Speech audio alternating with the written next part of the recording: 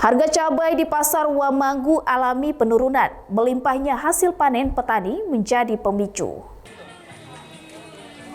Ketersediaan stok yang melimpah berdampak pada turunnya harga jual di tingkat pedagang.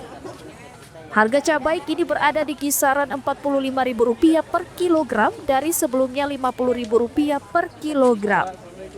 Pedagang bilang melimpahnya hasil panen membuat cabai tidak seluruhnya terserap hingga sebagian pasokan dikirim ke luar daerah. Ya kalau sekarang itu memang Lombok lagi turun, makanya dari sini keluar ke Jayapura, maksudnya dikirim ke Jayapura. Iya, karena di sini kan terlalu banyak toh, jadi nggak menghabiskan lah. Kalau dibuang ke Jayapura kan masih bisa itu. Kalau sekarang itu 45 1 kilo. Sebelumnya itu kan harga 50, tapi operan itu 45. Kalau ini kan 45, harga operan 40. Ya, karena kan kita ngecer kalau seandainya kita ngoper harganya 40.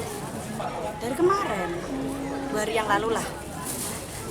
Ya karena banyak, maksudnya Lomboknya lagi banyak, maksudnya banjir toh, banjir dalam arti semua orang itu panen.